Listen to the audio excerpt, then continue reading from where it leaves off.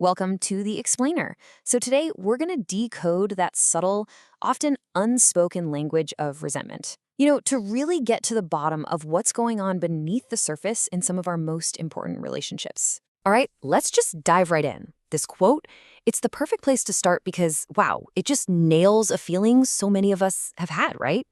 It's not about a big loud fight. No, it's that quiet, kind of unsettling shift in the air. The one that tells you something is definitely wrong, even when everyone's saying, oh, everything's fine. You know what I'm talking about. It's that unspoken tension, that feeling like you're suddenly walking on eggshells, maybe around a friend or your partner or even a coworker, and you just can't quite put your finger on why. The warmth that used to be there, it's gone. And in its place is this polite but very, very real distance. Okay, so to really get what's happening in those moments, we have to start by getting our definition straight. It is so important to tell the difference between two really powerful but totally different emotions that, let's be honest, get mixed up all the time. Okay, first up, anger. Think of anger like a flash fire. It's hot, it's intense, and it's a direct, immediate reaction to something happening right now. It's all about the present moment, and boy, does it demand your attention. But resentment, that's a whole different beast. It's more like a slow burn, you know? It's not really about what's happening in this exact moment. Nope. It's all about reliving and re-experiencing this powerful negative feeling from the past over and over and over again. It just lingers. So, if you remember one thing, let it be this. Anger is a reaction to what's happening now. It can be fast, fleeting, but resentment, that's about holding on tight to the past. One is a spark, the other is a glowing ember that you just keep stoking, which makes any real resolution pretty much impossible. Right. So, resentment almost never shows up and announces itself with a bullhorn, does it? Nah. Instead, it kind of leaks out through these subtle little behaviors, a style we all know as passive aggression.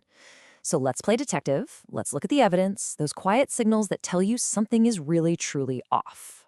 The first big warning sign, it's often in what people say. But here's the tricky part. The hostility is almost never obvious.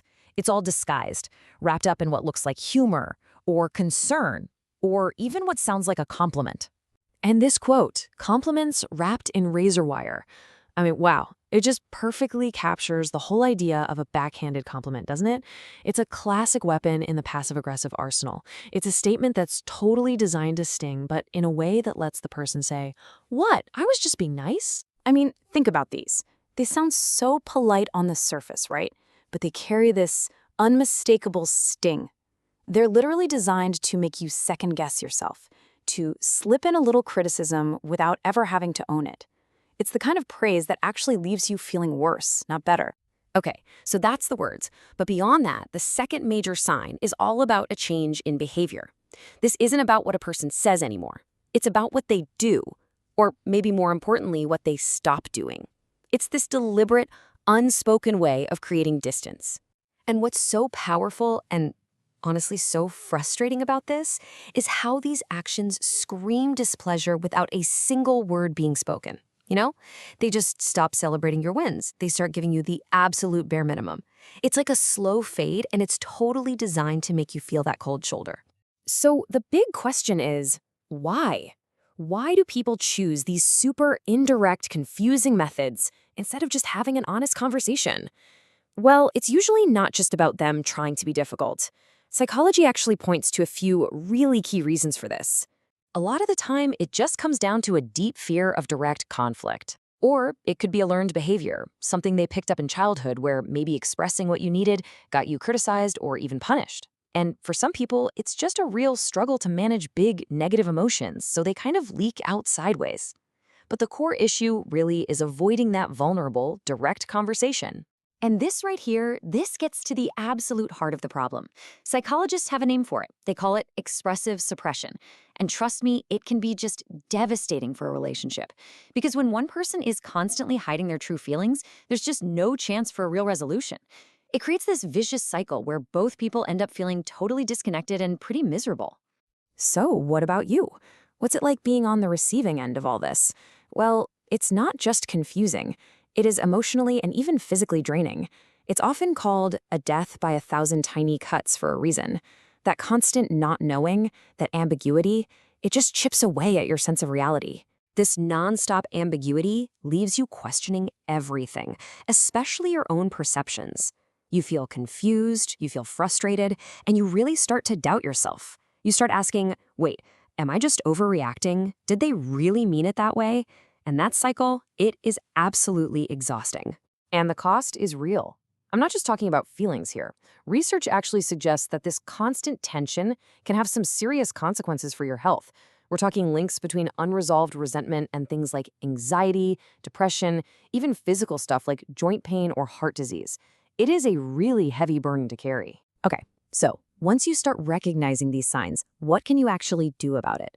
Well, the goal here isn't to win some kind of argument. Not at all. It's about opening the door to much healthier communication. Let's actually explore what that path forward looks like. This framework here, it's adapted from folks who are experts in conflict resolution, and it's all about shifting the entire dynamic. The focus moves away from blaming each other and moves toward understanding. Using tools like I statements so you can actually solve the problem together as a team. See, the crucial point is to model the very thing that's been missing: direct, respectful communication. By staying as objective as you can and just calmly describing your experience of their behavior, you're not accusing them. You're inviting them into a totally different kind of conversation. This is how you can set new boundaries and new expectations for a much healthier dynamic, one that's built on honesty instead of all that silence. So in the end, the silence really does have a language. And now that you can hear it, what will you do? Look, recognizing these patterns isn't about becoming paranoid or looking for trouble. It's about becoming literate in unspoken emotions. It's about learning to hear what isn't being said out loud. And that awareness, that new skill, that is your first and your most powerful step toward real change.